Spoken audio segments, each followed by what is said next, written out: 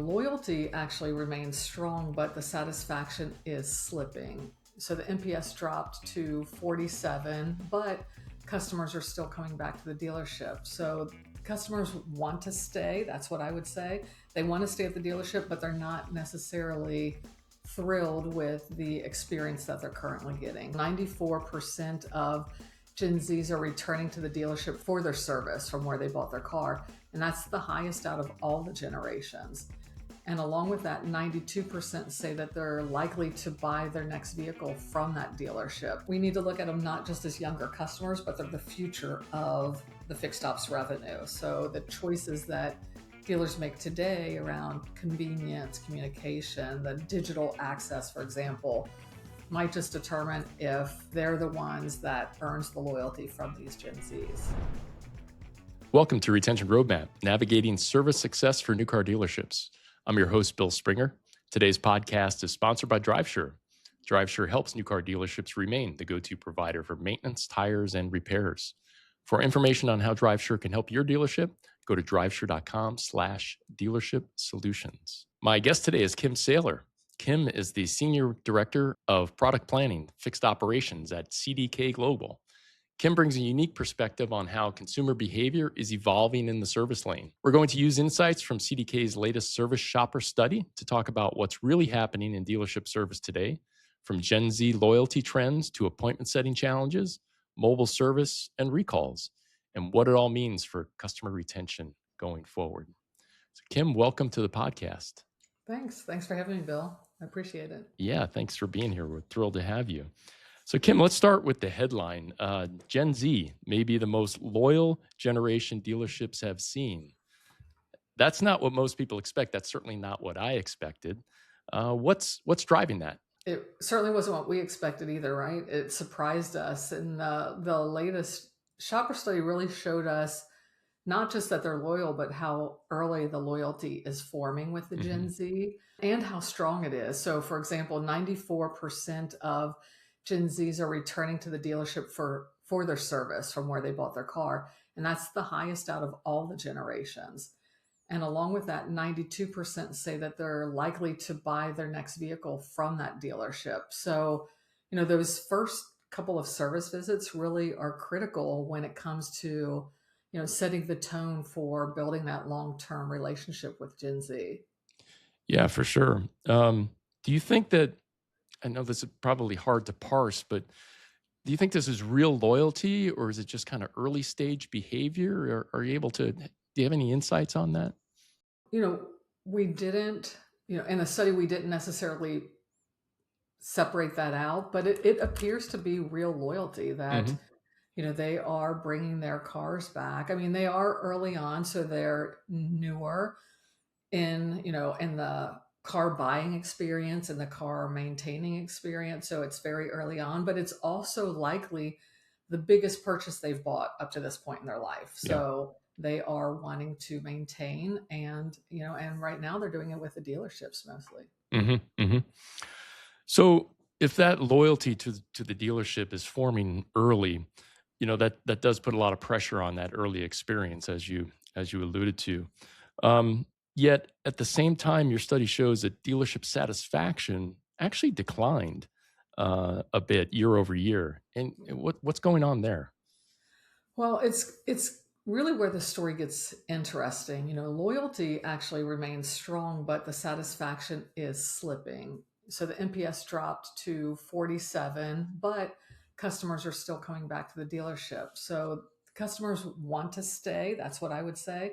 They want to stay at the dealership, but they're not necessarily thrilled with the experience that they're currently getting. So what I would share with dealers is, the customers haven't left yet, but they're definitely more open to other options like mobile service or an independent provider that are going to make it easier for them. So they haven't left yet. We just need to improve their experience and give them what they're asking for.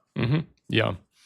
So let's talk about that appointment setting, because this feels like really kind of one of the biggest operational gaps in dealerships. And I know it creates a lot of frustration for customers as well as for, service directors. What do you see there around appointment setting? So appointment setting is maybe the biggest, I'll say, silent threat that's happening out there, and dealers may not be aware. Over 60% of customers are still calling into the dealership to get their appointments scheduled, but the average hold time is over 9 minutes, Hmm. which is crazy. So if those customers, if they're not staying on hold and they're dropping, how many people are dropping? If they hang up, where are they going? Are they calling someplace else? Are they calling back to the dealership?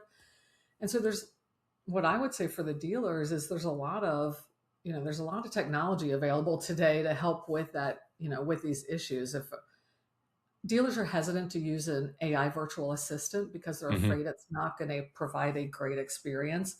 But if a customer's waiting on hold for 9 minutes, they're already not getting a great experience. And Right. that's really their first, view of the dealership. That's their first, um, envision of the dealership, what they're getting with the dealership, and if they're on hold, so the AI virtual assistant could certainly help with that, and not just help with the hold time. I always look at it both ways. If I'm an advisor and I'm taking a call because someone's calling in to schedule an appointment and there's customers standing in front of them, if I'm leaving the customer on hold that's calling in, or if I answer the phone, one of my customers is not getting a great experience. Yeah, sure. So that virtual assistant can really help with that. It can also really help with, if a customer does hang up, you would know who hung up. You can follow up with those customers. It will track that kind of, that information and provide that back to the dealer. It could even, automatically text the customer saying, we saw you called in for scheduling an appointment, and give them a link to actually schedule it from their phone. So it may be just, hey, I'm on the phone and something else came up. I had to hang up while I was using the virtual assistant, and now I can do that through my phone. So, like I said, I look at that, the service scheduling today is a big risk because of the experience that some customers are seeing, and so there's lots of ways dealers can make that a better experience. Right. I've been looking at tracking that number of the percentage of customers using online appointment setting, and I'm always surprised it's as low as it is. It's rising over time, and of course, it varies by demographic group. I think For younger sure. younger customers are more likely to do online appointment setting, but I'm really surprised it's still at 40%. And because the convenience of it just seems to be a heck of a lot more than waiting, a heck of a lot better than waiting on the phone. And any thoughts or in your experience, Kim, anything that can be done to improve that process, beyond what you talked about with AI? I've seen other dealerships who have had some success with setting the customer's appointment before they leave the dealership from their Yeah. current one. Right. Um, any insights around success around that, or other methods or strategies? So yeah, we have dealers that are doing that next appointment. I always like reference it to like the dentist. I never leave my Sure. dentist without having that next appointment Yeah. scheduled. But our as far as just online booking, our service shopper study showed that, going back to those Gen Zs, 43% of the Gen Zs are booking their appointments online. So nearly half of those, and only 17% of boomers. So really, dealers just have to make it easy. I have, CDK has a tool. I've used other tools. I've taken my car to dealerships that might have another tool, and so I've seen lots of different things out there as far as what dealers are using. And if I had to make a recommendation, I would say make it as easy as possible. Dealers should probably go through and schedule an appointment, every so often, so that they see what their customers are experiencing. A lot of times you'll see things like just too many options, and it just makes it too difficult. I'm not, I just stop with the online, and then I'm calling back in, and now I'm on hold to call in. So there's, there's certainly things with the online scheduling that dealers can do. But another thing that, talked about the virtual assistant is having a virtual assistant online as well to help schedule that appointment. And so we are seeing that our shopper study also showed that using a chat online for scheduling an appointment doubled year over year. Hmm. So, that's another way that really dealers can make it easier for their customers.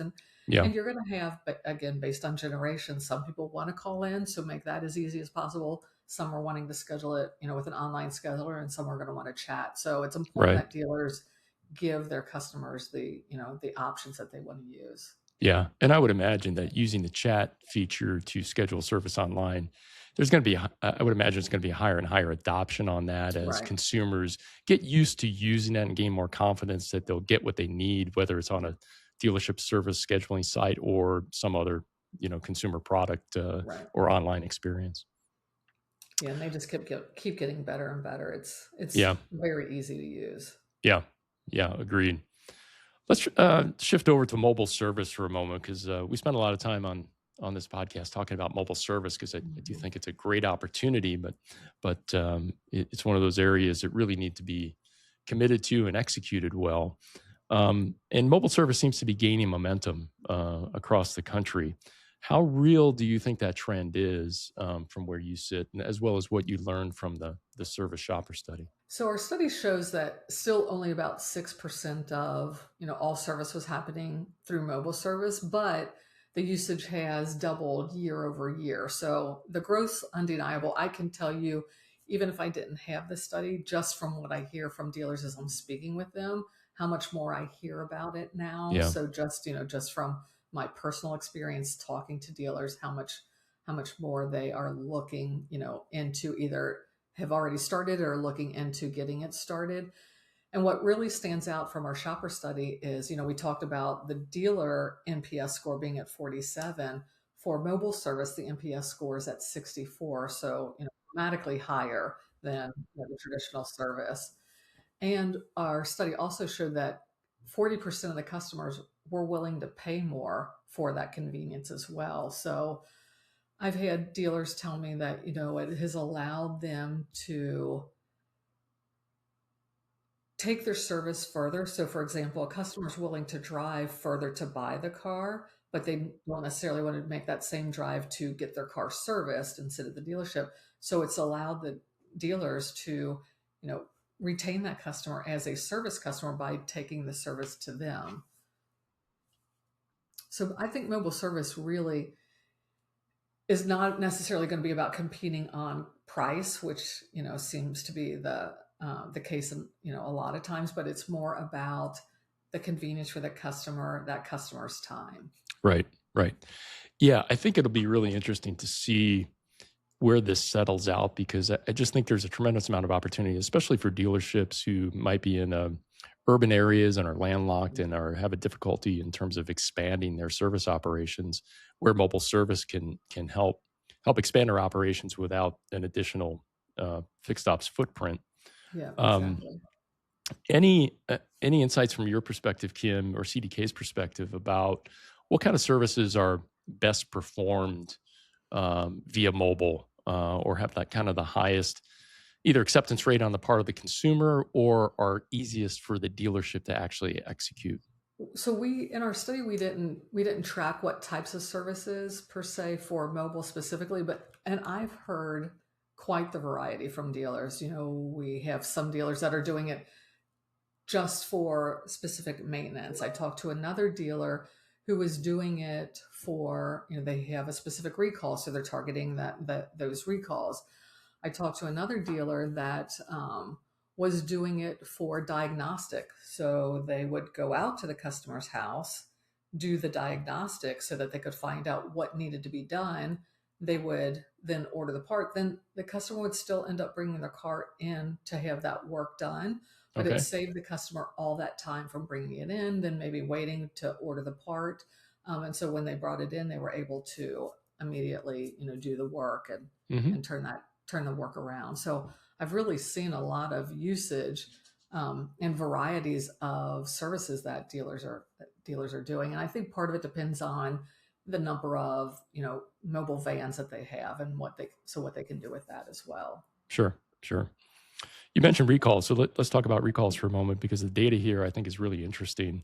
What stood out to you in terms of what you learned from your service study on recalls? Well, so In our shopper study, 35% of those customers said they had received a recall notification in the last 6 months. And the positive from that is almost 90% of those acted upon it.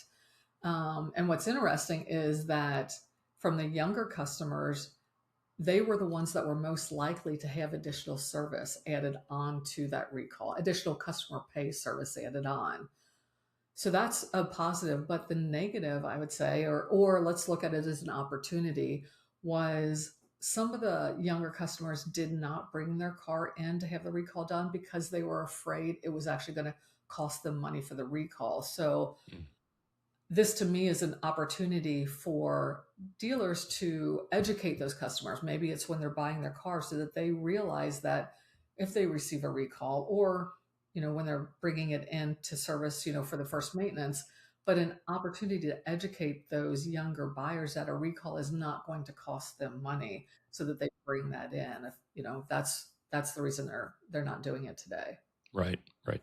Yeah, for sure. I mean, I think your study showed us 18% avoided recalls due to the fear of added cost. And Right. yeah, that really is an educational opportunity Right. for the dealerships because, as we talk about, one of the topics we talk about a lot on the podcast is recalls. And, it really is a unique opportunity for dealerships to re-engage customers, particularly customers who haven't been into the dealership for over a year.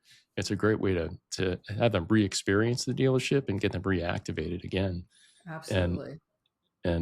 yeah, especially if there's an opportunity to somehow couple that with mobile service, that's another great opportunity to give your customer a different experience. Right. One of the other things that stood out, Kim, in the study that I was surprised by, that customers are maintaining their vehicles less, that they're actually doing less maintenance. What's driving that? So what we're finding is that the largest group of the customers that we surveyed were doing basically everything that they can to just keep their car running. They are shifting towards just preserving the car, and it's the largest number that we've seen in 3 years that they're keeping their vehicles longer and just doing what they can to keep the car running. There is also a large group that is also almost equally the same, that are doing everything that they can to retain the value.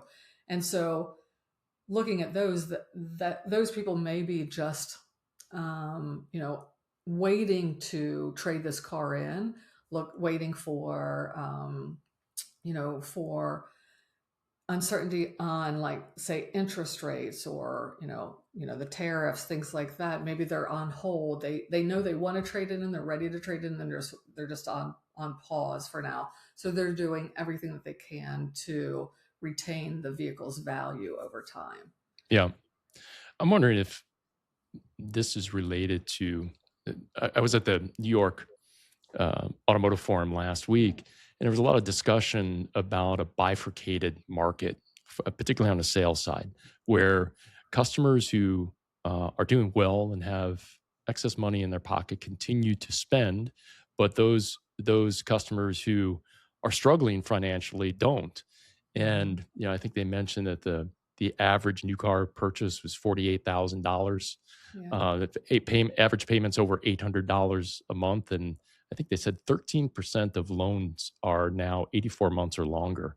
And that just seems to me is to put more pressure on customers who do come into service, and it's just going to put more pressure on them to really watch the necessity of watching their wallet when they're Right. coming in for service. And I'm wondering if that has something to do with it as well.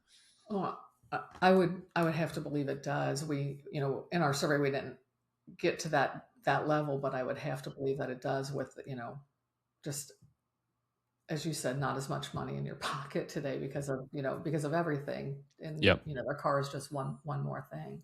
right, right.